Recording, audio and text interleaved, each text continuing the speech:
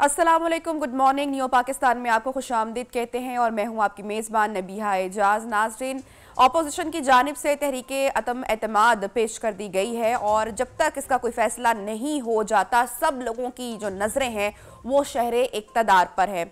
अगर तहरीके अदम एतमाद कामयाब हो जाती है तो लगता है कि सियासी सुनामी आएगी जो कि हुकूमत को बहा ले जाएगी, लेकिन अगर हुकूमत बच जाती है तो ये तासुर है कि ऑपोजिशन की चाय की प्याली की जो हलचल है उसी को समंदरी तूफान समझा जा रहा था। वैसे समंदरी तूफान आने की निशानी ये भी है कि समंदर खामोशी इख्तियार कर लेता है, लेकिन अभी मुल्क के सियासी माहौल में खामोशी बिल्कुल नहीं है, बल्कि खासी गहमा गहमी और शोरगुल और हलचल है। बल्कि ऐसे ऐसे नाम, ऐसे ऐसे ग्रुप्स उभर कर आ रहे हैं जिनका पहले माजी में कभी सुना भी नहीं था या जिनको अहमियत हासिल नहीं थी। बहरहाल इसके ऊपर तफसीली गुफ्तगू करेंगे, मेहमान भी होंगे जो सूरत हाल के ऊपर तज्जिया करेंगे। खासकर खान साहब ने अपोजिशन जमातों के जो लीडरान हैं उनके हवाले से क्या अल्फाज इस्तेमाल किए हैं उस पर भी सियासी पहलू के हवाले से आज के प्रोग्राम में गुफ्तगू करेंगे। लेकिन सबसे पहले एक टॉप स्टोरी आपके साथ शेयर करूंगी और रुख करेंगे जनाब।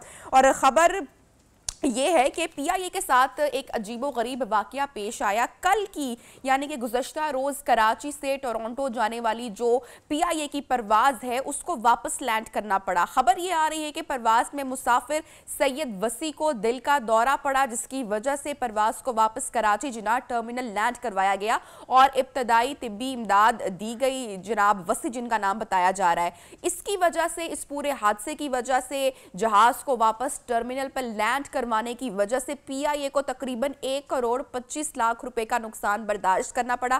फ्लाइट नंबर भी आपके साथ शेयर करते हैं। फ्लाइट नंबर PK783 थी, जिसको तकरीबन 4 घंटे की ताखीर का भी सामना करना पड़ा। तैयारे को जाहिर सी बात है कि इजाफी ईंधन भी फेंकना पड़ा।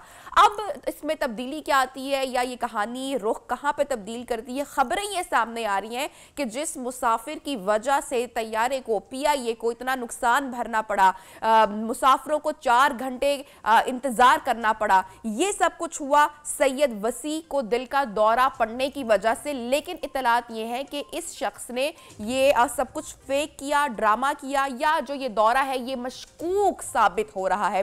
क्या हकीकत है, ये सब कुछ जानेंगे, तफसीलात मालूम करेंगे। तर्जुमान पीआईए अब्दुल्ला हफीज साहब इस वक्त हमारे साथ इन कॉन्वर्सेशन है। हफीज साहब, पूरा मामला क्या हुआ? बहुत शुक्रिया। देखें, पीआईए की परवाज़ थी कराची से टोरंटो जाने वाली, जिसका परवाज़ नंबर था PK783। 8 मार्च की परवाज़ थी जो कि 11:25 पे सुबह के टाइम कराची से रवाना हुई टोरंटो जाने के लिए। जहाज़ जब टेक ऑफ कर गया, टेक ऑफ होने के बाद जब जहाज़ लेवल हो गया तो जहाज़ के ऊपर एक मुसाफिर जिनका आपने नाम लिया है, उन्होंने शिकायत ये करना शुरू की कि उनकी तबीयत बहुत ज़्यादा ख़राब हो रही है, उनको सांस लेने में दुश्वारी हो रही है, और साथ उन्होंने कहा कि उनको अपने दिल में भी बहुत दर्द हो रहा है, उनके बाजू, जो उल्टा बाजू है उसके अंदर भी उनको दर्द महसूस हो रहा है। इमीडिएटली जब इस तरह की सिचुएशन जहाज़ के ऊपर होती है तो फ़ौरन से पहले आपने भी ये नोट किया होगा कि अनाउंसमेंट करवाई जाती है जहाज़ के अंदर कि अगर कोई डॉक्टर अवेलेबल है तो वो आ जाए। जहाज़ के अंदर 2 डॉक्टर लकीली अवेलेबल थे। वो फ़ौरन से पहले मरीज़ के मदद को पहुंचे। उन्होंने जो इब्तदाई उसका चेकअप किया, उसके अंदर उसकी पल्स और बाकी तमाम चीज़ें तो नॉर्मल थी, लेकिन चूंकि मुसाफिर बहुत ज़्यादा इस बात की शिकायत कर रहा था कि उसका दर्द उसको ज़्यादा महसूस हो रहा है या उसको घबराहट बहुत ज़्यादा हो रही है, तो पायलट ने इंसानी जान बचाने की खातिर ये फैसला किया कि जहाज़ को वापस हम कराची की तरफ मोड़ लेते हैं और जहाज़ को हम दोबारा कराची में हम लैंड करा लेते हैं। जहाज़ वापस कराची की तरफ मोड़ा गया, लेकिन ये बात हमें जाननी पड़ेगी कि जहाज़ जो था वो 15 घंटे की डायरेक्ट परवाज के लिए फ्यूल और बाकी तमाम चीज़ें लेके उड़ा था। तो जहाज़ बहुत ज़्यादा हैवी जहाज़ था। जहाज़ के अंदर तकरीबन 1 लाख किलो या 85,000 लीटर फ्यूल भी था जो कि जहाज़ के अंदर अवेलेबल था, और इतने वजन के साथ जहाज़ का लैंड करने में बहुत ज़्यादा दुश्वारी होनी थी। तो उसके लिए एक फैसला ये किया गया है कि जो इजाफी फ्यूल है उसको हवा में डंप कर दिया जाए, और ये तकरीबन 1 लाख किलो फ्यूल जो है वो डंप करना पड़ा फिजा के अंदर। उसके बाद जहाज़ ज़मीन के ऊपर लैंड किया। लैंडिंग के टाइम के ऊपर चूंकि पहले से इमरजेंसी डिक्लेयर कर दी गई थी पायलट की जानिब से कि मुसाफिर की तबीयत खराब है, तो ज़मीन के ऊपर ही एम्बुलेंस और बाकी दीगर जो पैरामेडिक स्टाफ है वो अवेलेबल था। मुसाफिर जब जहाज़ लैंड हो गया तो मुसाफिर ने कहा कि अब उनकी तबीयत थोड़ी बेहतर है और वो खुद बाहर निकल सकते हैं। ताहम उनको व्हील चेयर पर ला के जब जहाज़ से उतारा गया और उतार के उनका इब्तदाई चेकअप जो एयरपोर्ट पर मौजूद डॉक्टर थे उन्होंने किया, तो उस टाइम पे भी उसने ये उनकी रिपोर्ट के अंदर ये लिखा हुआ है कि इनके वाइटल्स जो थे वो नॉर्मल थे, उसके अंदर उनकी पल्स भी ठीक थी, उनकी हार्ट बीट भी सही थी। ताहम क्योंकि मुसाफिर शिकायत कर रहे थे तो इस वजह से उनको आगा खान हॉस्पिटल जो है वो मुंतकिल कर दिया गया। बाद में उनकी जो दीगर रिपोर्ट्स आई हैं वो सारी की सारी नॉर्मल है। तो ये पूरा वाकया था जो कि बताया गया। ठीक है, लेकिन अब्दुल्ला हफीज साहब, ऐसा भी तो हो सकता है ना कि जब आप जहाज में सफर करते हैं कुछ लोगों को पैनिक अटैक भी आ सकता है या किसी किस्म की एंजाइटी या स्ट्रेस भी हो सकती है। बिल्कुल आपकी बात बजाय कि सारी रिपोर्ट्स जो हैं वो नेगेटिव आई हैं और दिल का दौरा बिल्कुल नहीं था, लेकिन इस पूरे वाकये को या इंसिडेंट को या मुसाफिर की तबीयत को भी कहना कि पूरा वाकया मशकूक था, हो सकता है कि इसमें भी गलती लग रही हो। ऐसा भी हो सकता है कि वाकई मुसाफिर जो है वो उस वक्त एंजाइटी का शिकार हो गया हो या उसको किसी किस्म का कोई पैनिक अटैक आया हो। अच्छा, हमें दो बात एक तो मैं यहाँ पे क्लैरिफाई करना चाहता हूँ। एक तो ये कि ये वाकया ये पीआई की तरफ से रिपोर्ट नहीं हुआ, ये चूंकि मीडिया में खबर करी और इसको चूंकि बहुत लोग इंटरेस्ट से फॉलो कर रहे थे और तौर पे वो मुसाफिर जो कि इस पूरे ऑर्डियल से गुजरे जो बाकी मुसाफिर जहाज के अंदर अवेलेबल थे, ये उनकी तरफ से रिपोर्ट और ये मशकूक की बात भी उन्हीं की तरफ से आई। पीआई के लिए हमें समझनी चाहिए कि हम किसी भी वाकये को नॉन सीरियसली नहीं ले सकते, बिकॉज वाकई क्या पता उनकी जान को खतरा होगा और हाल के अंदर हम किसी भी इंसानी जान का हम उसको किसी पैसों के साथ हम नहीं वो कर सकते जी। बात बिल्कुल ठीक है आपकी, इसके ऊपर कोई वो बात नहीं। दूसरी बात ये है कि देखिए, एक पर स्टैंडर्ड प्रोसीजर इसके ऊपर बिल्कुल यही है कि जब भी कोई इस किस्म की चीज होती है तो आप ये करते हैं। ताहम जो थोड़ी सी हैरान कुन बात आप उसके ऊपर कह सकते हैं, जो कि अब चूंकि ऑब्वियसली बात मीडिया के अंदर इतनी ज्यादा सर्कुलेट करी और बहुत सारे मीडिया के आप जो है इसकी सर्कुलेशन कर रहे हैं, तो उसी के अंदर ये भी पता लगा कि ये मुसाफिर जो है पिछले 4 दफा अपनी बुकिंग कैंसिल करवा चुके हैं और शायद ये अपनी खानदान की दबाव के ऊपर ये जाना चाह रहे थे। तो बात ये इस बात के मुख्तलिफ पहलू हैं, ये बात बिल्कुल आपकी बजाय जी इसके ऊपर आप इस तरीके से नहीं कह सकते। लेकिन द अदर हैंड एक बात मैं यहाँ पे सिर्फ कहना चाहूंगा कि देखिए, ये बहुत सीरियस मामला होते हैं, इन मामला को आपको बहुत ज्यादा सीरियसली लेना चाहिए, क्योंकि जब आप फिजा के अंदर होते हैं, जब आप हवा में होते हैं, तो उसकी सिर्फ कॉस्ट नहीं, आपके साथ बाकी भी बहुत सारी जानें जिनका जो ताल्लुक है वो आपके फैसलों के ऊपर मुनहसर होता है। तो मैं सिर्फ यही बात कहना चाहूंगा कि जब इस तरह की चीज होती है, इन तमाम मामलात को खुदारा हमें बहुत ज्यादा सीरियस लेना चाहिए। बिल्कुल, और हमें थोड़ा सा जो है वो रिस्पॉन्सिबल बिहेव करना चाहिए। हम तमाम लोगों पे जिम्मेदारी बनती है, नुकसान तो अपनी जगह, लेकिन जो जानें बैठी हुई हैं मेरे ख्याल से हमें उनको अपनी तरजीह पर रखना चाहिए और उनके बारे में सोचना चाहिए। अब्दुल्ला साहब, आपसे मैं आखिरी सवाल करना चाहूंगी कि आप पाकिस्तान एयरलाइन PIA इस मुसाफिर के खिलाफ किसी किस्म का कोई लीगल एक्शन लेना चाहती है या नहीं? अच्छा, लीगल एक्शन के ऊपर तो अभी जरा थोड़ा सा गौर फिक्र ऑब्वियसली हमारी तरफ जारी है, लेकिन इब्तदाई तौर के ऊपर जो कि एयरलाइंस के स्टैंडर्ड प्रैक्टिस है वो ये कि हमने इन मुसाफिर को ब्लैक लिस्ट कर दिया और ये अब PIA पे दोबारा सफर नहीं कर सकेंगे। तो ये फैसला तो ले लिया गया है। कानूनी चाराजोई का फैसला जो है वो ऑब्वियसली कुछ मुशावरत के बाद दिया जा सकता है। ठीक है अब्दुल्ला साहब, बहुत शुक्रिया, आपने वक्त निकाला और पूरे जो वाकये की जो डिटेल्स थी वो आप शेयर कर रहे थे हमारे साथ। जनाब, इसके साथ ही हम बढ़ेंगे न्यू पाकिस्तान में एक छोटे से वक्फे की जानिब। जब वक्फे से वापस आएंगे तो प्रोग्राम में गुफ्तगू को सेगमेंट्स को बढ़ाएंगे आगे, साथ रहिएगा।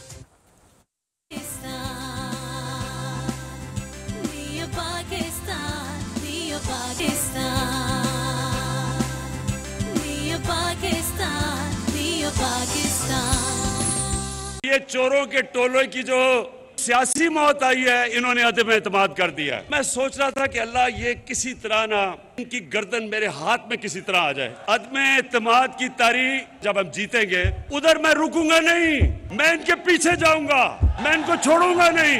मेरे अब हाथ, वो जो जंजीर बली हुई थी ना, वो अब खुल जाएगी। पहला मेरा टारगेट होगा जो मेरी बंदूक की नशिश पे बड़ी देर से उसके ऊपर आया हुआ, वो है आसिफ अली जरदारी। आसिफ जरदारी, तुम्हारा वक्त आ गया। शोबाज जूते पॉलिश करने वाला, मकसूद चपरासी वाला, तुम्हारा टाइम भी आ गया है। फजलू सुन लो, क्योंकि मौलाना इसको कहना गुनाह है। मिस्टर डीजल, तुम भी तैयार हो जाओ। आसिफ जरदारी, ये अपने बेटे को खुदा के वास्ते उर्दू तो सिखा दो। बारिश आता है, चीनी उगता है, कभी इसे यही नहीं पता कि लड़की आता है या आती है। ये चोरों का टोला मुल्क को बचाने के लिए निकला है। जब इन करप्ट चोरों की मौत आती है तो ये आज असेंबली की तरफ जो आ रहे हैं, अल्लाह तेरा लाख लाख शुक्र है कि तूने मेरी दुआएं कबूल कर ली हैं।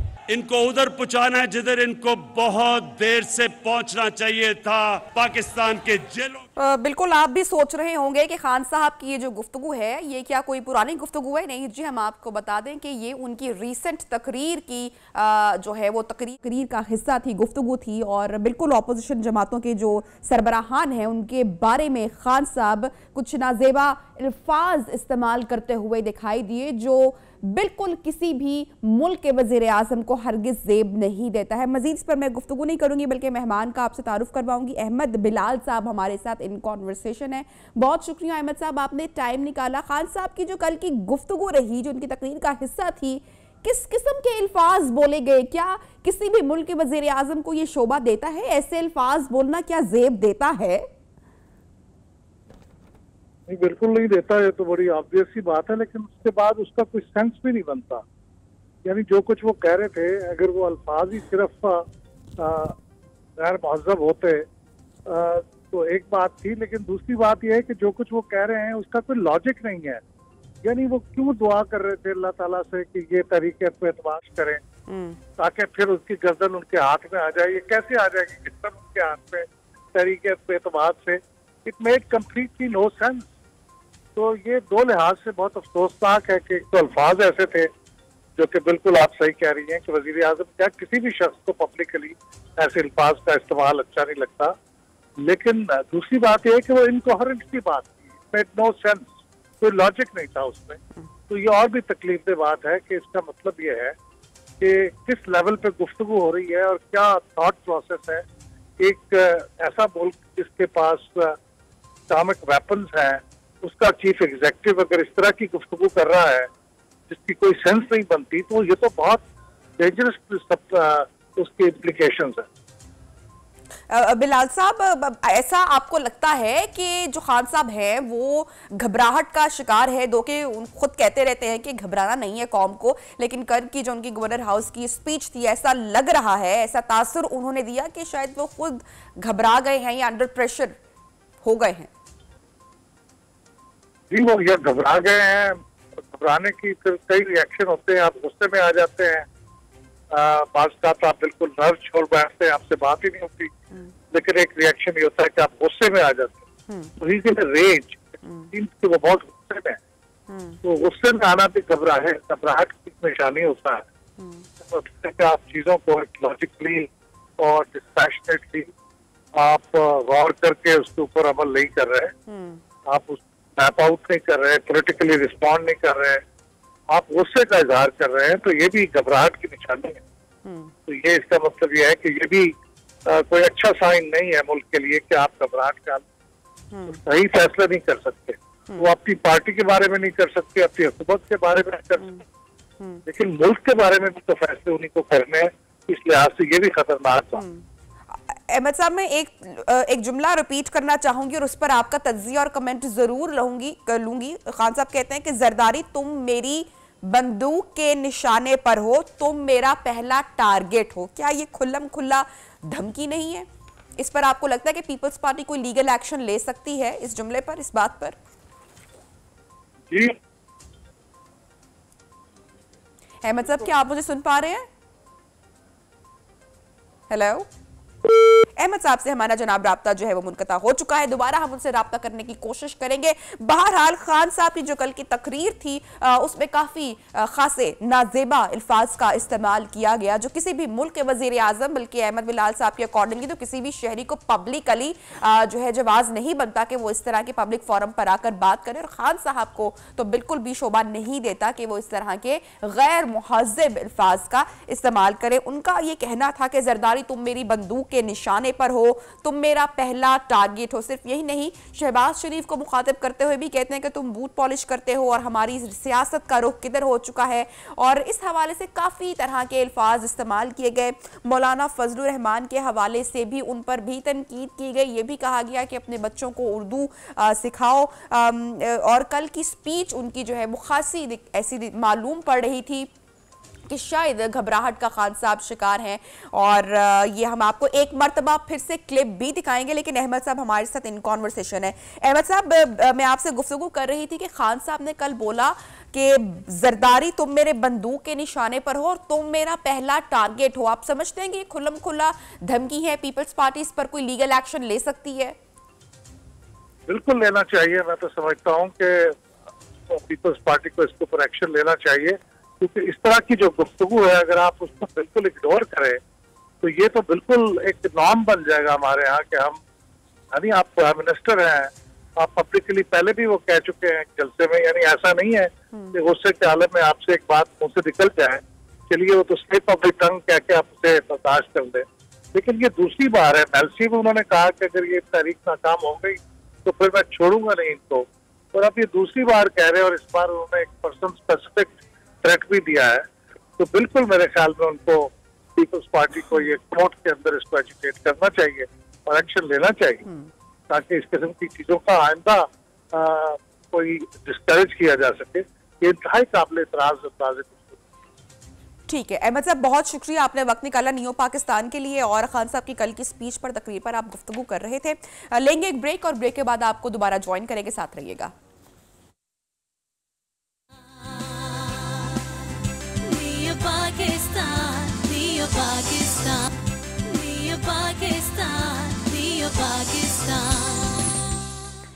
वेलकम बैक नाजरीन, प्रोग्राम में आपको कहते हैं खुशामदीद। हमारे यहाँ इंसानों की तामीर का कोई भी निज़ाम मौजूद नहीं है। जो हम सारी ज़िंदगी हासिल नहीं कर पाए होते हैं उसकी हसरत में हम बाकी की ज़िंदगी गुजार देते हैं, और जब हमारी औलाद बड़ी हो रही होती है, जवान हो रही होती है, तो हम वो सारी चीज़ें जो हम खुद अचीव नहीं कर पाए होते, हम चाहते हैं कि हमारी औलाद वो अचीव कर ले। इस ख्वाहिश को अपने बच्चों पर इम्पोज करना क्या दुरुस्त है या फिर गलत है? बच्चों पर, उनकी तरबियत पर किस तरह का असर रख सकता है पेरेंट्स का बच्चों पर करियर इम्पोज करना? इसी हवाले से बात करेंगे। हमारे साथ डॉक्टर प्रोफेसर जावेद इकबाल साहब मौजूद हैं। डॉक्टर साहब, बहुत शुक्रिया, आपने वक्त निकाला हमारे प्रोग्राम के लिए। सबसे पहले तो मैं आपसे जानना चाहूँगी कि कितना इम्पॉर्टेंट है या ज़रूरी है पेरेंट्स के लिए, बच्चों के लिए सेट को लिमिट सेट करना? जी देखिए, बात यह है कि बच्चों का अपने वालिदैन के साथ क्या रिलेशन होगा, और बच्चे और वालिदैन एक पेज पे जिंदगी के फैसलों के बारे में होंगे या नहीं होंगे, इसका ताल्लुक इस बात से है कि बच्चों का बचपन अपने पेरेंट्स के साथ कैसा गुजरा है।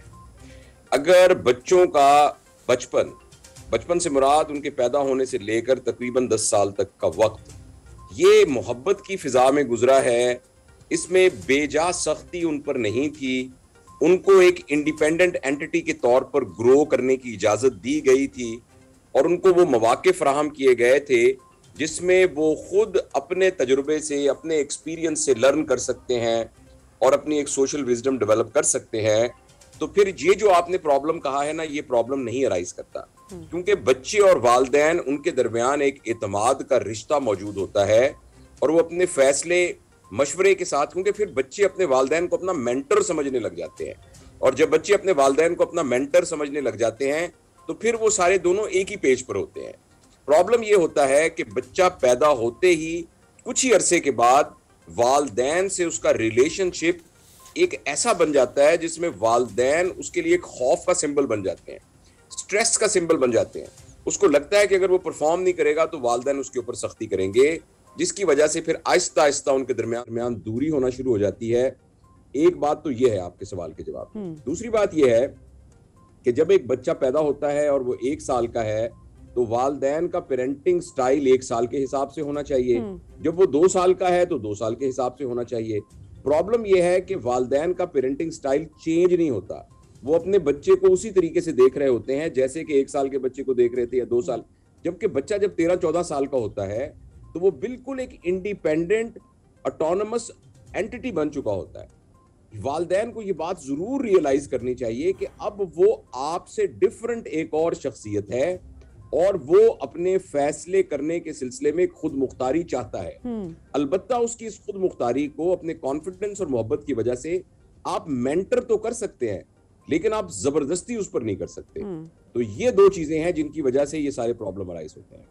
अब डॉक्टर साहब, कितना ज़रूरी है कि पेरेंट्स इस बात को अब अंडरस्टैंड करें? मैं डॉक्टर नहीं बन सका, मेरा बेटा डॉक्टर बन जाए। मैं फ़ौज में नहीं जा सका, मेरा बच्चा फ़ौज में चला जाए। मैं अपनी तालीम मुकम्मल नहीं कर सका, मैं इंजीनियर नहीं बन सका, मेरा बच्चा वो करे। जब हम बच्चों पर कोई करियर इम्पोज कर देते हैं तो उनकी प्रैक्टिकल लाइफ में जाकर उनको कितने मसाइल का सामना करना पड़ता है? नबिया, मेरे पास एक खातून आई और उन्होंने आके कहा कि ये मेरा बच्चा है और ये बच्चा जो है चिड़चिड़ा है, बहुत जिद्दी है, ये लड़ता रहता है हर वक्त। तो मैंने कहा ये क्या करता है? उसने कहा जी इसको मैंने ना तीसरी जमात से स्कूल से उठा के और फिर मदरसे में दाखिल कराया हुआ, ये कुरान हिफज कर रहा है। तो मैंने उसे कहा कि बेटा आप खुशी खुशी ये कर रहे हैं? तो उसने मुझे कहा कि हमें मौलवी साहब बहुत मारते हैं। और वो कहती हाँ ये थोड़ा सा यानी उसको मार पड़ती है तो उसकी वजह से परेशान होता है, लेकिन मैं ये चाहती हूँ कि ये कुरान हिफज करे। तो मैंने उनसे ये कहा कि मुझे भी बहुत खुशी होगी मेरे बच्चे कुरान हिफज करें, बहुत जबरदस्त उसकी फजीलत है, लेकिन आप अपने बच्चे को जबरदस्ती क्यों करना चाह रही हैं जबकि वो नहीं करना चाह रहा? वो कहती है लेकिन मेरा दिल चाह रहा है कि वो कुरान हिफज करे। मैंने उनसे एक सिंपल सी बात की, मैंने कहा अगर आपका दिल चाह रहा है तो आप कुरान हिफज कर लें, क्या आपने कुरान हिफज किया हुआ है? वो कहती मैंने तो नहीं किया हुआ। तो मैंने कहा आप अपनी ख्वाहिश को पहले अपने ऊपर लगाएं, आप कुरान हिफज कर लें। तो मैं ये मिसाल इसलिए दे रहा हूं कि आप और हैं, आपके बच्चे और हैं, वो एक डिफरेंट एंटिटी हैं, उनका सोचने का अंदाज आपसे डिफरेंट है। आप उनके साथ एक काउंसलिंग करके उनको डॉक्टर बनने का फायदा, डॉक्टर बनने से क्या होगा, ये तो बात कर सकते हैं। इसमें तो कोई वो नहीं है दूसरी राय कि वालिदैन को इस बात का हक है कि वो अपने बच्चों को मशवरा दें, लेकिन उसके ऊपर इम्पोज कर देना, उसके ऊपर वो करना, ऐसा करने से देखिए मैं एक बड़ी मिसाल एक दफा मुझे किसी ने कहा, मैंने दी कि एक गुलाब का फूल है, गुलाब का, उसको आप जबरदस्ती चंबेली का फूल नहीं बना सकते जी। अगर आपने गुलाब के फूल को चंबेली का फूल बनाने की कोशिश की, एक बात तो तय है कि वो चंबेली का फूल नहीं बन सकता, लेकिन एक बात और भी तय है कि अब वो बेचारा गुलाब का फूल भी नहीं बन सकेगा। जो बनने के लिए वो पैदा हुआ था, हमने उसके वो बनने के लिए रुकावट डाल दी। इसका बहुत सारा ताल्लुक हमारे मुआशरे में इस सोच से भी है कि कुछ प्रोफेशन मुअज़्ज़ज़ हैं, कुछ प्रोफेशन बेहतर हैं, कुछ प्रोफेशन बेहतर नहीं है। ये सोच भी आहिस्ता आहिस्ता चेंज होनी चाहिए कि काम करने की अजमत है, कौन सा काम आप करते हैं इससे कोई फर्क नहीं पड़ता। तो इसलिए आपके सवाल का जवाब यही है कि वालिदैन को मैंने आपकी बहुत सारी वीडियोस भी देखी ऑन सोशल मीडिया जहां पर आप बात करते हुए हमेशा दिखाई दिए कि 7 साल से कम उम्र के बच्चे पर हाथ भी नहीं उठाना चाहिए। आई मेट माई फ्रेंड और उसको अपनी शादीशुदा जिंदगी और अपनी फैमिली लाइफ में कुछ मुश्किलात का सामना करना पड़ा। सो ही टोल्ड मी कि उसको अपने वालिद से आखिरी मर्तबा मार 27 साल की उम्र में पड़ी, और वो भी वो वाली मार थी जो कि बाकायदा एक मार पीट होती है। सो वो ट्रबल कर रहा है अपनी प्रैक्टिकल लाइफ में। आप हमेशा बात करते हैं कि मारपीट बच्चों के साथ नहीं होनी चाहिए। बच्चों को कितने जहनी मसाइल का सामना करना पड़ सकता है इन देयर लेटर लाइफ? देखिए, हम एक एज एन एडल्ट जरा महसूस करें कि अगर गुफ्तगू के दौरान कोई मेरे मुंह पे थप्पड़ मार दे तो मैं क्या महसूस करूंगा। एग्जैक्टली वही कुछ एक बच्चा महसूस कर रहा है। सिर्फ आप ये राइट अपना इस्तेमाल कर रहे हैं चूंकि मैं उसका बायोलॉजिकल फादर या बायोलॉजिकल मदर हूं, तो इसलिए मैं उसको थप्पड़ मार सकता हूं। किसी इंसान को भी फिजिकल टॉर्चर पहुंचाना ये तो किसी सूरत में भी जायज नहीं है, और खास तौर पर अपनी औलाद को। औलाद जब बच्चा आंख खोलता है तो उसको उसके जहन में 2-3 बड़ी स्ट्रॉन्ग कन्विक्शंस होती हैं। एक बात ये होती है कि मेरी माँ या मेरा बाप जो है वो मुझसे अनकंडीशनल मोहब्बत करता है। उसको ये कन्विक्शन होती है कि मेरा माँ और मेरा बाप, अगर मुझे कोई मसला हुआ तो मैं आके इनकी छांव में बैठ सकता हूँ। जो ही उसके साथ इस तरह का सख्ती का मामला होता है तो उसकी ये कन्विक्शन खत्म हो जाती है। वो कहता है मैं झूठ समझ रहा था कि मेरे माँ बाप मुझसे प्यार करते हैं। और इसकी जो सबसे खतरनाक बात नबिया होती है वो ये होती है कि अब इस वैक्यूम में उसकी जिंदगी में कोई और आ जाता है। और अमूमन स्कूल गोइंग गर्ल्स और स्कूल गोइंग जो लड़के हैं उनकी जिंदगी में कोई और क्लास का बड़ा लड़का या लड़की, कोई बदमाश, कोई अच्छी आदत ना रखने वाला शख्स उसकी जिंदगी में आ जाता है। अब वो काम जो उसने अपने वालिदैन से रहनुमाई लेनी थी, वो रहनुमाई अब उसका मेंटर कोई और बाहर बन जाता है, और वो मेंटर बन के फिर उसको गाइड करना शुरू कर देता है।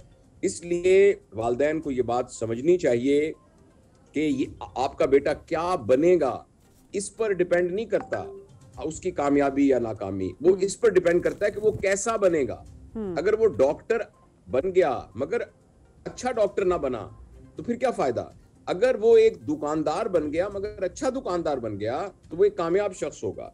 तो इसलिए ये बात जाननी बहुत जरूरी है। कोई भी साइंस जो है इसको बिल्कुल सपोर्ट नहीं करती कि बच्चों के ऊपर बेजा सख्ती की जाए, उनकी रहनुमाई की जाए, उनकी सुपरविजन की जाए, उनको डिसिप्लिन किया जाए, उनको सही गलत की पहचान बताई जाए, उनके अंदर एथिक्स और मोरालिटी को डाला जाए, लेकिन सख्ती के जरिए नहीं, मोहब्बत के जरिए, रहम के जरिए और उनके साथ एक दानिशमंदी के साथ ये काम सारा किया जाए। डॉक्टर साहब, आप क्या समझते हैं कितना ज़रूरी है, चूंकि हमारे यहाँ जो स्कूल और कॉलेजेस हैं वहाँ पे किसी तरह की कंसल्टेंसी का निज़ाम मौजूद नहीं है, जो नफ्सियाती तालीम है उसका तसव्वुर हमारे यहाँ नहीं है। अब थोड़ा सा कहीं कहीं किसी किसी स्कूल में अब इस पर जो है फोकस किया जा रहा है या इसको अहमियत दी जा रही है, बट स्टिल काफ़ी नहीं है। जी हाँ, भैया बहुत ज़रूरी है, ये तो कहने की बात ही नहीं है। और आप देखिए ना, हम अपने मुआशरे में इर्द गिर्द निगाह डालते हैं तो ईमानदारी से हम देखें तो क्या हमारा मुआशरा है, बहसीयत मुआशरा हमारा क्या मुस्तकबिल है। सड़क पर चढ़ते हुए लोग, दफ्तरों में काम करने वाले लोग, घरों में रहने वाले लोग, ट्रैफिक पे चलने वाले लोग, हम सारे के सारे अपने सोशल रवैयों के अंदर कितने ज़्यादा परेशान कुन हालत के अंदर हैं। और सारों की वजूहात ये है कि हमारे यहाँ पेरेंटिंग नहीं हुई, हमारे यहाँ तरबियत का कोई निज़ाम नहीं है। हमें मुआशरे में नज़र आ रहा है, आप देखिए ना, रात को एक कोई अकेला कहीं जा रहा है तो क्या वो सेफ है, क्या हमारी डीलिंग में हम लोगों के साथ सेफ हैं, क्या गुफ्तगू अच्छी है। तो ये तो बहुत ही तकलीफ दे सूरत हाल है। हमारे ज़िम्मे है कि हम नेगेटिविटी ना फैलाएं और पॉजिटिविटी की बात करें, लेकिन हमारे ज़िम्मे ये भी है कि जो हकीकत है उसको भी उजागर करें। तो अगर हम हकीकी तौर पर देखें तो मुआशरे की तरबियत के लिहाज से हम बहुत नीचे जा रहे हैं। और ये तमाम चीज़ें जो हम डिस्कस कर रहे हैं, इनका ख़ानदान के अंदर, फैमिली के अंदर, इदारों के अंदर, तालीमी इदारों के अंदर, इन सब के बारे में सोचो विचार करना बहुत ज़रूरी है। और देखिए, एक सिंपल सी बात है, हर शख्स के ज़ुम्मे ये है कि उसके हाँ होने वाली औलाद वो एक बेहतरीन शहरी अच्छे इंसान बनाकर मुआशरे को दे, ये उसकी जिम्मेदारी है। डॉक्टर साहब, मैं आपसे ये भी जानना चाहूंगी कि इसमें अब वालिदैन यानी कि माँ और बाप दोनों का कितना रिस्पॉन्सिबिलिटी, क्योंकि यूजुअली सारी रिस्पॉन्सिबिलिटी या सारा जो मुद्दा है वो हमेशा माँ के लिए छोड़ दिया जाता है कि उसने शायद ठीक तरबियत नहीं की है या उसका ये फर्ज बनता है, क्योंकि बाप बाहर जा रहा होता है, बाहर काम कर रहा होता है, तो उसको कोई पूछने वाला नहीं होता। जी नहीं, माँ की नहीं, माँ, जब हम माँ का लफ्ज बोलते हैं ना, तो माँ से मुराद है माँ बाप। माँ बाप से मुराद ये है, माँ हम एक्चुअली वर्ब के माने में बोलते हैं, माँ हम नाउन के बारे में नहीं बोलते। माँ से मुराद वो औरत नहीं है, माँ से मुराद है ममता, यानी पेरेंट्स, यानी, और उसके अंदर माँ भी शामिल है, बाप भी शामिल है, बड़े बहन भाई भी शामिल हैं, और दादा दादी और वो तमाम मुतल्लिकीन शामिल हैं। तो ये जिम्मेदारी उसी तरीके से है, माँ की भी जिम्मेदारी है और बाप की भी जिम्मेदारी है, और बराबर की जिम्मेदारी है। शायद बाप की जिम्मेदारी इस लिहाज से भी ज्यादा है कि बाप घर के अंदर एक अथॉरिटी का सिंबल होता है, तो इसलिए बाप को और माँ को दोनों को एक पेज पर होना चाहिए। अगर खुदा ना खास्ता घर के अंदर माँ और बाप दो डिफरेंट पेज पे हों, तो ये भी एक बहुत बड़ी एक रीजन होती है बच्चों के अंदर कॉन्फ्लिक्ट डेवलप करने। ठीक है, बहुत शुक्रिया डॉक्टर साहब, आपने वक्त निकाला हमारे प्रोग्राम नियो पाकिस्तान के लिए। और इसके साथ ही हम बढ़ेंगे हेडलाइन ब्रेक की जानिब। हेडलाइन ब्रेक के बाद 11 बजे के बाद आपको दोबारा करेंगे ज्वाइन, साथ रहिएगा।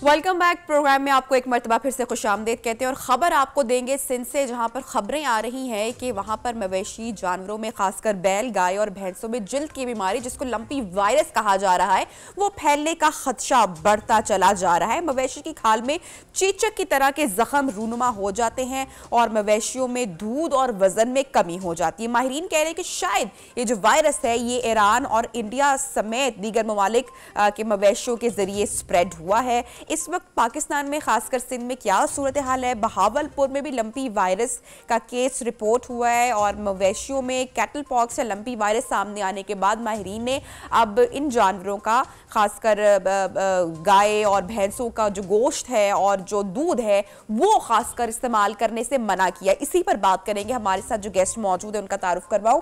नज़ीर अहमद, डीजी लाइव स्टॉक, इस वक्त हमारे साथ इन कॉन्वर्सेशन है। नज़ीर साहब, बहुत शुक्रिया, आपने वक्त निकाला। सबसे पहले बताएगा कि ये लंपी डिजीज, स्किन डिजीज जो जानवरों में, मवेशियों में हो रही है, ये डिजीज है क्या और सिंध में कितने जानवरों तक स्प्रेड हो चुका है इसका? जी, जो लंबी स्किन डिजीज जो 4 मार्च को जो है वो जी नज़ीर साहब, अगर आप मुझे सुन पा रहे हैं, आपसे सारी डिटेल्स लेना चाहेंगे। सिंध से इतलात आ रही हैं और अब बहावलपुर से भी इतलात आ रही हैं, जहां पर मवेशियों में लंपी डिजीज जो स्किन डिजीज बताई जा रही है, जो कि जानवरों की खाल में हो जाती है, उसका इंकशाफ अब हुआ है। और ये नंबर कहां तक पहुंचा है, कितना नुकसानदेह है, ये सारी बातें हम आपसे जानेंगे। लंपी स्किन के हवाले से, इस वायरस के हवाले से अब माहिरीन ये कह रहे हैं कि ये ईरान और भारत समेत दीगर ममालिक से जो आए मवेशी हैं उनके जरिए इसका स्प्रेड बढ़ा है। अगर मैं चाहूंगी अपनी टीम से कि वो तस्वीरें, बिल्कुल ये तस्वीर आप देख सकते हैं, अगर कोई ये जानवर अपने पास भी रखता है और इस तरह के लम्प्स अगर आप देखते हैं कि उसकी स्किन में ये जो मोटे मोटे आप देख सकते हैं कि खाल के अंदर लम्प्स महसूस हो रहे हैं, अगर ये महसूस हो आपको अपने जानवर में, तो आप फौरी तौर पर किसी माहिर से या डॉक्टर से आप रुजू करें और जानवर का जो दूध या गोश्त है उससे फौरी तौर पर आप परहेज करें। एक्चुअली ये स्प्रेड कितना हो चुका है और कितना नुकसानदेह है, क्या ये जानवरों से इंसानों में भी मुंतकिल हो सकता है, ये एक बड़ा इंपॉर्टेंट क्वेश्चन है यहाँ पर कि किस तरह की केयर की जरूरत है। हमारे यहाँ जो रवैया देखा गया है, रवैया यह है कि जब कोई भी डिजीज जानवरों के हवाले से खासकर स्प्रेड होती है तो हमारा जो रुझान होता है वो खासा संजीदा नहीं दिखाई देता। लेकिन ऐसे में जो लोग गाँव में रहते हैं या जो अपने पास जानवर रखते हैं, खासकर बैल, गाय और भैंस, तो वो जरा होशियार हो जाए। और ये तस्वीर में भी, फुटेज में भी आप बड़ा क्लियरली देख सकते हैं कि ये डिजीज वाज़ेह तौर पर रूनुमा होती है, जानवर की खाल में नजर बाकायदा आ रही है। आपको क्या करना है, कौन सी एहतियाती तदाबीर इख्तियार करनी है और आया इससे कितना नुकसान होता है, ये सब कुछ हम आपको अपने इस होने वाले सेगमेंट में बताएंगे। इस वक्त आप देख सकते हैं कि जानवर की खाल में चीचक की तरह के निशान या लम्प्स रूनुमा हो रहे हैं। नज़ीर अहमद साहब एक मरतबा फिर से हमारे साथ मौजूद है, उनसे बात करते हैं। नज़ीर साहब शुक्रिया, आपने वक्त निकाला। बताएगा ये लंपी स्किन डिजीज है क्या और कितना नंबर सामने आया इसके स्प्रेड का?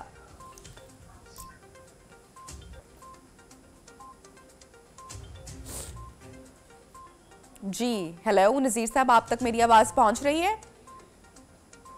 जी बिल्कुल अभी पहुंच। मैं आपसे पूछना चाह रही हूँ कि नंबर कितना है इसके स्प्रेड का अभी तक जो सामने आया और ये डिजीज है क्या? जी ये जो डिजीज है, लंपी स्किन डिजीज, ये कंफर्म हो चुकी है 4 मार्च से। और इसका फैलाव जो है वो सिर्फ और सिर्फ गाय के अंदर देखा गया है। और जो देसी गाय है वो भी जल्दी रिकवर हो रही है। गाय से भैंस के अंदर और गाय से किसी भेड़ या बकरियां के अंदर ये मुंतकिल नहीं हो रही और इंसानों में तो बिल्कुल भी नहीं हो रही। और 100 साल से ये मौजूद है दूसरे ममालिक में, अफ्रीका में, ईस्टर्न यूरोप में, और अभी इंडिया में रिपोर्ट्स हो रही थी कुछ सालों से पहले, ईरान में और अफगानिस्तान में। वहां पे भी, कहीं पे भी इंसानों में किसी भी फॉर्म में मुंतकिल नहीं है। तो इस वजह से ये जो डर और खौफ फैलाया जा रहा है कि खुदा न खास्ता दूध पीने से और गोश्त खाने से कोई बीमारी हो रही है, नहीं, बिल्कुल भी नहीं। और गाय से जो मुंतकिल होना है इसका, तो वो भैंस के अंदर भी नहीं हो रही। और ज्यादातर हमारा जो दूध है कराची या फिर पूरे पाकिस्तान में देखें तो 80% दूध आता है भैंस से, ठीक, और बाकी भी 20% या 30% आ रहा है गाय से। लेकिन गाय में भी जो देसी गाय है उसमें ये नहीं हो रहा। इंपोर्टेड और क्रॉस जो ब्रीड है, जो एक्सोटिक है गाय, उसमें थोड़ी शिद्दत इसकी बरकरार है। लेकिन किसी भी तरह कोई इम्कान नहीं है कि इंसानों में मुंतकिल हो रही है और कहीं पे भी रिपोर्ट नहीं हो रही। और जो हमारी world animal organisation, world animal health organisation है, उन्होंने अपने पेज पे भी डिक्लेयर किया हुआ है, फेडरल गवर्नमेंट ने भी डिक्लेयर किया और प्रोविंशियल गवर्नमेंट्स ने भी वाज़ेह तौर पे ये पैगाम दिया है। और इस तरह की गैर जिम्मेवाराना ये जो बातें हैं जो सोशल मीडिया के जरिए फैलाई जाती हैं, इससे हमारे कौमी जो है ना वो एक नुकसान हो रहा है। ठीक है, और नज़ीर साहब आपने तो ये बात बड़ी क्लियर कर दी कि ये इंसानों में स्प्रेड नहीं हो रहा, दूध का भी इस्तेमाल कर सकते हैं, गोश्त का भी इस्तेमाल कर सकते हैं, किसी किस्म का कोई खतरा या किसी किस्म का कोई खदशा नहीं है, ये आपने क्लियरली बात बता दी है। मैं आपसे जानना चाह रही हूँ कि दूर दराज गाँव में जो लोग जानवर रखते हैं या शहरों में भी जो लोग जानवर रखते हैं और बाकायदा काम करते हैं इस तरह से, अगर उनके जानवर में किसी भी तरह के लंपी डिजीज स्किन का अगर इंकशाफ होता है तो फौरी तौर पर उनको क्या करना है? जी बिल्कुल, सबसे पहले ये कि जो दूर दराज इलाकों में जानवर है वहाँ पे हमने देखा है कि वहाँ पे स्ट्रेस या प्रेशर या बीमारी का जो शिद्दत है वो बहुत कम है, क्योंकि दूर दराज इलाकों में जानवर स्कैटर्ड होते हैं एक जगह से दूसरी जगह पे जो है ना दूर दूर होते हैं, तो वहाँ पे जो है ना वो कम है। लेकिन फिर भी उनको ये है कि मच्छरदानी का इस्तेमाल करें, स्प्रे करें, ठीक है, क्योंकि ये बीमारी मच्छरों से मुंतकिल हो रही है दूसरे सेहतमंद जानवर में। तो जो भी उपाय हो सकते हैं मच्छरों से अपने जानवरों को बचाने के लिए वो किए जाए। अब आते हैं शहरों में। अगर हमने शहरों में देखा है तो जो ज्यादातर हमने देखा है जो पेरी अर्बन एरियाज है शहरों में, जिस तरह कराची है या हैदराबाद की सराउंडिंग है, वहाँ पे इस तरह की बहुत ज्यादा प्रेशर है, फार्म से एक दूसरे के करीब करीब है, तो एक मच्छर जो है ना वो एक जगह पे बाइट करके दूसरे फार्म पे जल्दी पहुंच जाता है और इस वजह से मुंतकली जरा तेजी है। और दूसरा, शहरों के सराउंडिंग में जितने भी फार्म्स हैं वो ज्यादातर इंपोर्टेड या एक्सोटिक ब्रीड के गाय रखते हैं या क्रॉस ब्रीड, क्योंकि उनको पैदावार ज्यादा चाहिए। तो वहाँ पे शिद्दत भी थोड़ी ज्यादा है और मुंतकली भी ज्यादा है। तो अभी भी हम अगर सिंध में ट्रेंड देख रहे हैं तो 90% जो है वो जो असर हम बीमारी का देख रहे हैं वो हो रहा है कराची के अंदर, ठट्टा और हैदराबाद के अंदर, क्योंकि ठट्टा भी सप्लाई करता है जो है ना कराची, तो इस वजह से। लेकिन नज़ीर साहब, जैसे कि बकरीद आ रही है तो हर शख्स चाहता है कि वो हेल्दी और सेहतमंद जानवर ले, और जितना भी हम मीडिया पर बात कर लें या इस बात को स्प्रेड करें कि ये इससे किसी किस्म का कोई खदशा नहीं है, लेकिन फिर भी हर शख्स ये चाहेगा कि उसको साफ और सेहतमंद जानवर मिले। तो क्या तब तक किसी किस्म की कोई वैक्सीनेशन जो है वो लाई जाएगी इन जानवरों के लिए, ताकि किसी किस्म का लोगों को, आवाम को जो है वो भी, क्योंकि वक्त है तो मसला ना हो कोई? जी बिल्कुल, आप बजाय फरमा रही हैं। सबसे पहले ये है कि जो भी जानवर होता है ज़बह के लिए या ईद उज़ा के लिए वो किसी भी फॉल्ट से फ्री हो। तो ये तो वाज़ेह है कि अगर किसी में लंपी स्किन डिजीज होगी तो ना वो मार्केट में आएगा, ना ही वो सेल के लिए जो है ना पेश होगा। और सिंध भर में हमने तो ये लोकल गवर्नमेंट को भी कहा है कि मालपीड़ियाँ जो है या कैटल मंडीज जो है वहाँ पे गाय का आना फिलहाल रोक दें, ठीक है, बंदिश करते हैं। तो उस पर मैं समझता हूँ कल से अमल शुरू हो जाएगा। नंबर 2 इस पे आते हैं कि फेडरल गवर्नमेंट को हमने खतूत लिखे, 4 मुख्तलिफ कंपनियों ने हमसे रुजू किया है, उनमें से ऑलमोस्ट 3 कंपनियों ने अपने सारे कागजात रिक्वायरमेंट जमा करा दिए drug regulatory authority of Pakistan को, जो मेरे पास रसीदें भी आ गई हैं। अब हमें कभी उम्मीद है कि कल परसों तक 24 आवर्स में या मैक्स 15 तक बोर्ड का वहाँ पे इजलास होगा और हमें परमिशन मिल जाएगी कंपनियों को इंपोर्ट करें। तो ये बहुत दूर नहीं है कि 10-15 दिन में हमारे पास वैक्सीन आ जाएगी। जब वैक्सीन आ जाएगी तो उस पर हम काबू पा लेंगे। इसके अलावा Sindh government, chief minister Sindh और चीफ सेक्रेटरी ने जो भी लोकल एडमिनिस्ट्रेशन है, डीसीज हैं, उनको वाज़ेह जो ना अहकाम जारी किए हैं कि जहाँ जहाँ पे माल मवेशी है वहाँ पे बहुत ज़्यादा हेवी किस्म का सुबह और शाम स्प्रे किया जाए। हमने भी खतूत लिखे हैं डिपार्टमेंट की तरफ से।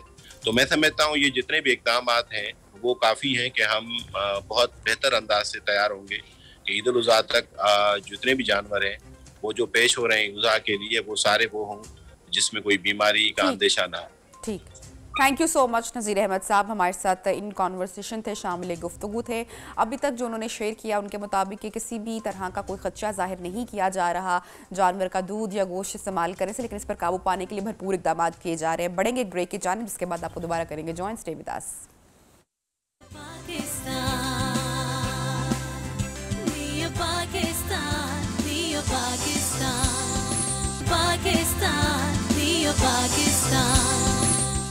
Welcome back. प्रोग्राम में आपको एक मरतबा फिर से खुशामदीद कहते हैं। और जनाब, एक अंदाज़ा के मुताबिक इस वक्त पूरी दुनिया में तकरीबन 85 करोड़ अफराद गुर्दों के अमराज में मुब्तला हैं। ये फैक्ट्स एंड फिगर्स हैं जो मैं आपके साथ शेयर कर रही हूँ। और पाकिस्तान का अगर हम नंबर शेयर करें तो पाकिस्तान में 1 करोड़ 70 लाख से ज़ायद अफराद गुर्दों के अमराज का शिकार है। गुर्दों की सेहत और उनकी अहमियत उजागर करने और लोगों को इस अमराज से मुतालिक आगाही फराहम करने के लिए हर साल दुनिया भर में मनाया जाता है वर्ल्ड किडनी डे। इसी हवाले से आज हम अपने प्रोग्राम में गुफ्तगू करेंगे ताकि जो अवेयरनेस है वो ज़्यादा से ज़्यादा फैल सके और आम आदमी तक पहुंच सके। बात करेंगे हम, हमारे साथ इस वक्त प्रोग्राम में हमें ज्वाइन किया है डॉक्टर बिलाल रसूल ने, he is an nephrologist. Thank you so much doctor साहब, आपने वक्त निकाला हमारे प्रोग्राम के लिए। गुर्दों की बीमारी की अब बुनियादी वजूहात क्या है, क्योंकि पाकिस्तान में बहुत ज़्यादा ये स्प्रेड हो रहा है, नंबर बढ़ रहा है। बिस्मिल्लाहिर्रहमानिर्रहीम। अल्लाह ताला ने हमें बहुत ज़्यादा नेमतें दी हैं, जिनमें से एक बहुत अहम नेमत जो है वो गुर्दे हैं हमारे। WHO की एक रिपोर्ट के मुताबिक दुनिया के अंदर हर 10 में से एक इंसान किसी न किसी फॉर्म में गुर्दे के किसी मर्ज़ का शिकार है, और पाकिस्तान में ये जो एनालिसिस है वो 6 आउट ऑफ 1 हो जाती है, यानी कि हर 6 में से एक इंसान किसी न किसी फॉर्म में गुर्दे की किसी न किसी बीमारी का शिकार होता है। ठीक। इसलिए अगर मोस्ट कॉमन हम वजूहात की बात करें तो सबसे टॉप पे शुगर जो कि अनकंट्रोल्ड रहना है, this is the most common cause. हम अक्सर शुगर को बहुत डाउन रेट करते हैं, उसको कंट्रोल नहीं करते। शुगर को कंट्रोल में रखना इतना इंपॉर्टेंट है, उस सर से लेके पांव तक किसी भी जिस्म के हिस्से को इन्वॉल्व कर सकती है, but the most common is हमारी किडनी को मुकम्मल तौर पे ख़राब करके इंसान को डायलिसिस या ट्रांसप्लांट की ज़रूरत पड़ सकती है। दूसरी बहुत बड़ी वजह साइलेंट किलर यानी कि ब्लड प्रेशर। ब्लड प्रेशर का कंट्रोल में ना रहना ये भी बहुत इंपॉर्टेंट पॉइंट है, और अक्सर व बेशतर हमारे पास जब पेशेंट आते हैं, हम उनका ब्लड प्रेशर चेक करते हैं, जो भी आता है क्लिनिक पे पेशेंट, किसी का BP 180 आ रहा है, 190 आ रहा है, और उनको नहीं पता होता। ब्लड प्रेशर को इसलिए खामोश कातिल कहा जाता है। तो हम सबको चाहिए कि हम अगर ना भी हो सके तो 6 माह में एक आधी दफ़ा अपना ब्लड प्रेशर ज़रूर चेक करवाएं। डॉक्टर साहब, ब्लड प्रेशर और शुगर किट्स तो आपके घर में मौजूद होनी चाहिए, क्योंकि हमारे यहाँ हर दूसरे घर में शुगर या ब्लड प्रेशर का मरीज मौजूद है, तो लोग मेरे ख्याल से इतना चेक इन नहीं रखते अपनी सेहत के हवाले से। आप बिल्कुल दुरुस्त फरमा रहे हैं, हेल्थ को प्रायोरिटी देनी चाहिए, बल्कि इस दफ़ा हमारा वर्ल्ड किडनी डे का जो स्लोगन है वो किडनी हेल्थ फॉर ऑल है। ये जो नॉलेज है, ये गैप को ब्रिज करना और लोगों को इसका अवेयरनेस देना कि शुगर और ब्लड प्रेशर की इंपॉर्टेंस, उनको कंट्रोल में रखना कितना ज़रूरी है। जो थर्ड बहुत इंपॉर्टेंट कॉज है वो ओवर द काउंटर मेडिसिन, जो हम अक्सर मेडिकल स्टोर में खुद चले जाते हैं और जाके वहाँ पे मोस्ट कॉमन जो हम मेडिसिन लेते हैं वो पेन किलर्स हैं। डिक्लोफेनिक पोटाशियम हो गया या आइबुप्रोफेन, मोस्ट कॉमन हम पेन किलर्स का जो इस्तेमाल करते हैं, ये भी अगर लंबे अरसे के लिए इस्तेमाल की जाएँ तो ये भी हमारी गुर्दों के अमराज को, गुर्दे को मुकम्मल तौर पे ख़राब करने का बाइस बनती हैं। इसके अलावा एक और जो बहुत इंपॉर्टेंट पॉइंट जो कि लोग बहुत मिस करते हैं वो ये है किडनी स्टोन्स। लोग ये कहते हैं जी कोई दर्द नहीं हो रहा, तकलीफ नहीं हो रही, तो इसको इलाज करवाने की ज़रूरत नहीं है, मगर किडनी स्टोन्स गुर्दों को 5 to 6 डिफरेंट वेज हैं जिनसे ख़राब करते हैं। तो किडनी स्टोन चाहे छोटा हो या बड़ा, उसका इलाज एक मुस्तनद डॉक्टर की सुपरविजन में ज़रूर करना चाहिए। ये 4 मेजर कॉजेज़ हैं, इसके अलावा there are so many minor causes. Doctor साहब, कुछ लोग बेजा अद्वियात का इस्तेमाल करते रहते हैं, छोटी सी मामूली सी दर्द हुई, अद्वियात ले ली, नींद नहीं आई, गोली ले ली, छोटी मोटी पेन के लिए भी पेन किलर्स का इस्तेमाल या खुद से मेडिकेशन करते रहना, और वो अक्सर फिर वो कहते हैं हम तो सारी ज़िंदगी इसका इस्तेमाल करते हैं, हमें 30 साल हो गए, हम नींद की गोली खा रहे हैं या हम डेली यूजली पेन किलर्स ले लेते हैं। ये भी इवेंचुअली आपकी किडनीज को कितना बैडली इफेक्ट करता है? ये बहुत इंपॉर्टेंट कॉज है। हम सबसे इंपॉर्टेंट पॉइंट ये है कि देखिए, अगर आपको कोई भी प्रॉब्लम है घर का, अगर इलेक्ट्रिसिटी का प्रॉब्लम है हम इलेक्ट्रिशियन के पास जाएंगे, अगर कोई हमारी पाइप्स का इशू है हम प्लम्बर के पास जाएंगे। सेम अगर health the most important thing, तो हमें एक मुस्तनद डॉक्टर से पूछकर कोई मेडिसिन इस्तेमाल करनी चाहिए। अक्सर बेशतर ये होता है कि किसी को घर में शुगर ज़्यादा होगी तो कोई बात नहीं जी, फादर ये ले रहे हैं तो आप भी यही शुरू कर दें। इसी तरह पेन किलर्स हैं, अक्सर बेशतर हम यही करते हैं कि जी अगर घर में एक डिक्लोफेनिक पड़ी हुई है, थोड़ा सा प्रॉब्लम हो, आज थोड़ी सी एक्सर्शन ज़्यादा हो गई है, आज थोड़ा बाइक ज़्यादा चला ली, आज गाड़ी ज़्यादा ड्राइव कर ली, रात को 2 पेन किलर्स आइबुप्रोफेन लेकर सो गए, और ये फिर एक आदत बन जाती है। पेन किलर्स आजकल एक एडिक्शन बनती जा रही है, this is a very common addiction, और हमें जब लोगों को इसको रोकना पड़ता है या समझाना पड़ता है तो हमें बहुत मेहनत करनी पड़ती है। लोग ये कहते हैं जी मैं तो इसके बगैर चल ही नहीं सकता या सकती, दैट इज़ वेरी कॉमन। तो पेन किलर्स को अवॉइड करना, ये पेन किलर के बारे में अवेयरनेस डेवलप करना शायद इस वक्त शुगर और ब्लड प्रेशर के बाद तीसरी मोस्ट इंपॉर्टेंट पॉइंट है हमारे मुल्क के अंदर। लोगों को अवेयरनेस देना कि बिला वजह कोई भी मेडिसिन, स्पेशली पेन किलर को लंबे अरसे के लिए बेजा हरगिज़ इस्तेमाल ना करें। अच्छा ठीक है डॉक्टर साहब, जैसे कि आपने पहले गुफ्तगू की कि जो शुगर पेशेंट्स होते हैं या ब्लड प्रेशर के पेशेंट्स, उनके चांसेस बहुत ज़्यादा बढ़ जाते हैं किडनी की डिजीज़ में मुब्तला होने के लिए। ऐसी कौन सी गलतियाँ, कोताहियाँ यूजुअली ये पेशेंट्स कर रहे होते हैं जिसकी वजह से वो किडनी डिजीज़ में इवेंचुअली मुब्तला हो जाते हैं? अगर हम शुगर के पेशेंट की बात कर लें, एक इंसान से किसी से पूछा गया कि आप 90 ईयर्स के हैं तो आपकी इतनी लंबी उम्र का राज क्या है? उन्होंने कहा जी मुझे 40 ईयर्स की एज में शुगर हो गई थी। हम तो अक्सर सुनते हैं कि शुगर के साथ किसी को फालिज का मसला, आंखों की बेनाई, दिल का मसला, गुर्दे का मसला हो जाता है, तो इसकी क्या वजह? उन्होंने कहा जी तब मुझे पता चला कि आपको क्या खाना चाहिए और क्या नहीं खाना चाहिए। दैट इज़ द टाइम जब मुझे ये ज़िंदगी में ये एहसास हुआ। फॉर एग्जाम्पल, हम जो शुगर के लिए चीज़ों को मना करते हैं, चाय में चीनी ना लें, डब्बे वाला जूस ना लें, मीठे मशरूबात, कोल्ड ड्रिंक्स ना लें, ये तो बिल्कुल अच्छी नहीं है। इसी तरह बेकरी की चीज़ें बहुत ज़्यादा, जो मिठाइयाँ, केक, पेस्ट्री, ये जो हम इस्तेमाल करवाती है बिल्कुल अच्छे नहीं है। चॉकलेट, टाफ़ियाँ, मीठी खीर, सवैयाँ, मीठा कस्टर्ड, ये बहुत ज़्यादा इस्तेमाल, तो सबसे पहले तो डाइटरी एहतियात। आप जितनी मर्जी अच्छी दवाई इस्तेमाल करवा लें शुगर के पेशेंट को, अगर वो कोल्ड ड्रिंक्स नहीं छोड़ रहा, अगर वो बेकरी की चीज़ें नहीं छोड़ रहा, अगर वो मीठे बहुत ज़्यादा फल इस्तेमाल करना नहीं छोड़ रहा, वो कभी भी बेहतर नहीं रह सकता, उसकी शुगर कंट्रोल नहीं रह सकती। तो डाइट के ऊपर फोकस करना शायद दवाई से ज़्यादा इंपॉर्टेंट है। मेडिसिन तो आपने गाइड कर दिया, ठीक है जी, एक गोली सुबह एक गोली शाम, या इंसुलिन आपने सुबह शाम लगवा, पर डाइट को समझाना, उनको गाइड करना कि डाइटरी इंपॉर्टेंस क्या है, ये बहुत तो हमारे यहाँ जो बड़े बूढ़े बुजुर्ग होते हैं वो यूजुअली डाइट पे कॉम्प्रोमाइज करना नहीं चाहते हैं। तो जितने लोग देख रहे होंगे आई एम श्योर घर में, मैं चाहूंगी कि आप उनको जरूर बताएं कि कितना नुकसान खुदा ना खास्ता उठाना पड़ सकता है ऐसे में। Most common cause of blindness in the world, आंखों की बेनाई का मुकम्मल तौर पर खराब हो जाना, शुगर का अनकंट्रोल्ड रहना है। आप अंदाजा करेंगे, still the most common cause. Second most common cause जो फालिज और दिल का अटैक होता है, हाइपरटेंशन के साथ साथ डायबिटीज उसके अंदर मोस्ट इंपॉर्टेंट रोल प्ले करते हैं। Most common cause of kidney failure in the world, जिसके बाद पूरी जिंदगी के लिए आपको या तो डायलिसिस, हफ्ते में 2 मरतबा या 3 मरतबा गुर्दों की सफाई के लिए हॉस्पिटल जाना, या फिर एक ट्रांसप्लांट जो कि पहले भी और बाद में करवाना, यानी कि उसके बाद जो मेडिसिन का क्वांटिटी पूरी जिंदगी के लिए कितने मसाइल का बाइस बनता है।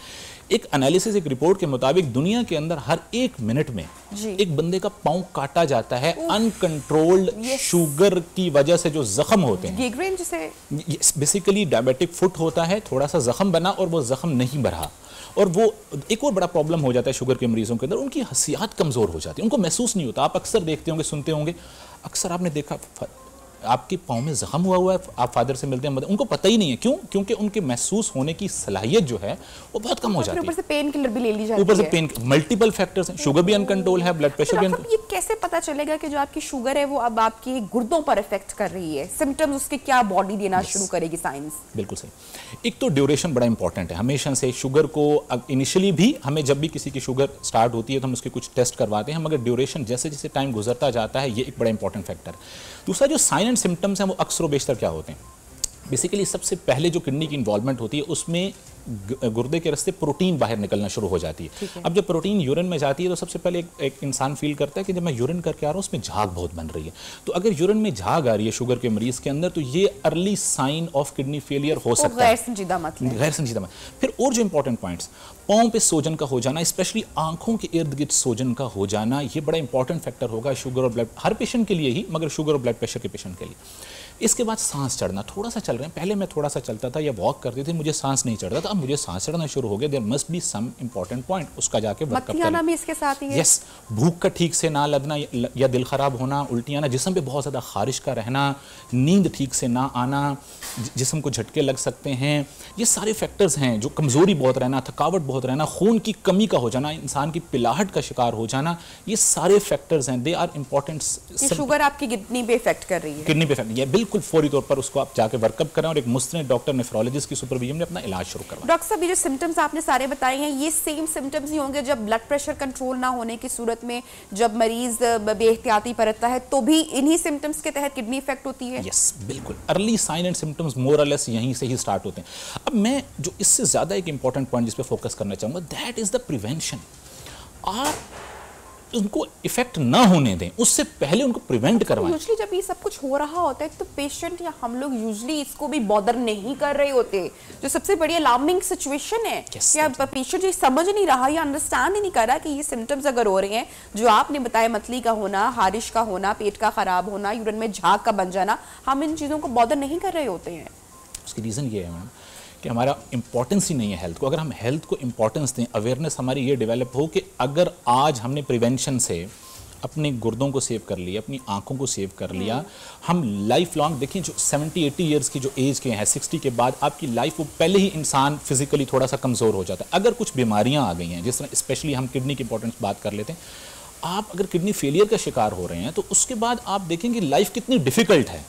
इकोनॉमिकली कितना लॉस है आपका, फिजिकली कितना लॉस है, सोशली कितना लॉस है आपका, उन चीज़ों को और ये चीज़ें प्रिवेंटेबल है। या तो है ना, एक चीज़ प्रिवेंट आप कर सकें। अगर आप शुगर को अच्छा कंट्रोल कर लेते हैं, ब्लड प्रेशर को अच्छा कंट्रोल कर लेते हैं, आप ओवर द काउंटर बिला वजह की मेडिसिन इस्तेमाल नहीं करते। अक्सर कोई भी प्रॉब्लम होता है, आप किसी क्लिनिक या हॉस्पिटल में जाते हैं, सबसे पहले एक पेन किलर लगा दिया जाता है, विच इज़ यही पेन किलर, ये एडिक्शन को हमें अवॉइड करना है। अगर स्टोन है उसका अर्ली इलाज करवा लेते हैं। ठीक है डॉक्टर साहब, तो ये प्रिवेंशन हमने कैसे करना है? अब बहुत सारे लोग शुगर ब्लड प्रेशर के पेशेंट्स आपको देख रहे होंगे जो वो प्रिवेंशन नहीं कर पाते, कंट्रोल अब कैसे करना है कि जो ये डिजीज है ये दूसरे आपकी बॉडी के ऑर्गन को ना पकड़े, किडनी को ना पकड़े? दो इसको हम पार्ट्स में डिवाइड कर लेते। एक तो वो जिनको कोई बीमारी नहीं है उनको कैसे अपने गुर्दों को सेहतमंद रखना है, और एक वो जिनको बीमारी है। एक जनरली जिनको कोई गुर्दे की बीमारी नहीं है उनको क्या करना है? उनको ये करना है कि सबसे पहले अपनी डाइट के अंदर नमक को कम रखना है, साल्ट को कम रखना है। उसके बाद अपने वेट को कंट्रोल रखना है, अपने आप को फिजिकल, हमारी जो लाइफस्टाइल आ चुका है ना, हर वक्त बैठे रहना, सिर्फ गाड़ी आ गई, आपने वॉक नहीं की, आपने कोई एक्सरसाइज नहीं की, वॉक करनी है, अपने वेट को कंट्रोल रखना है। इसके अलावा डाइट के अंदर जो एनिमल प्रोटीन है उसको मुनासिब अंदाज में इस्तेमाल करना है। पानी का इस्तेमाल इंपॉर्टेंट है।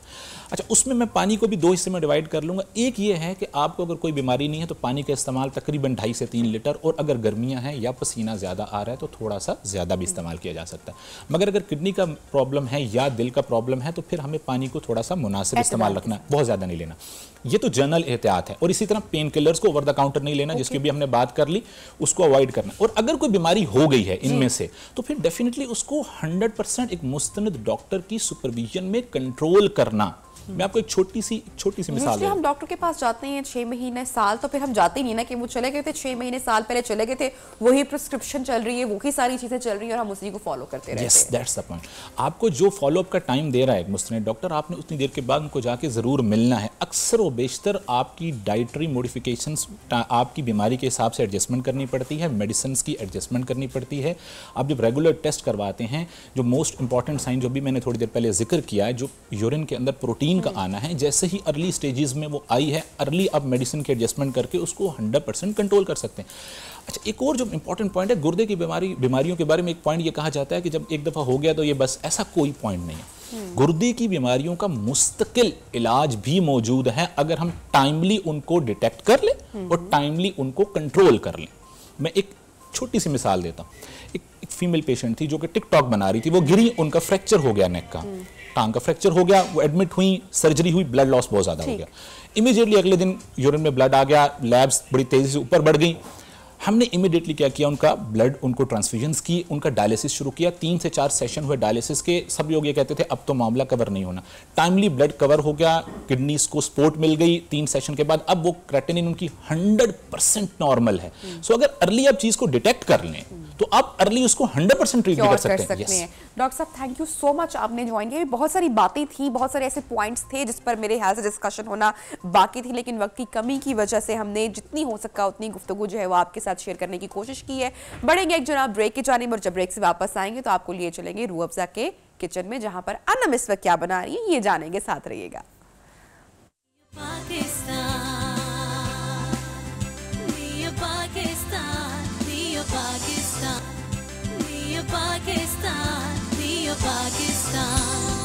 Welcome back. प्रोग्राम में आपको कहते हैं खुश आमदेद। और अनम, आज आप क्या बना रही है? चूल्हा बंद लग रहा है मुझे। नहीं, चूल्हा जल रहा है। मैंने इसको साइड पे करके रखा है। आज बेसिकली हम मिक्स वेजिटेबल विद पनीर बना रहे हैं, और ये जो रेसिपी है ये आप, अगर आपके घर में सुबह कोई ब्रेकफास्ट है तो आप उसमें भी बना सकते हैं, लेकिन दोपहर के लंच के लिए तो बहुत आउटस्टैंडिंग ये रेसिपी है। और इसके साथ जो मोस्ट कॉम्प्लीमेंट करता है वो या तो आप इसके साथ पराठे बना लें या रोटी। तो सिंपल इसकी रेसिपी है।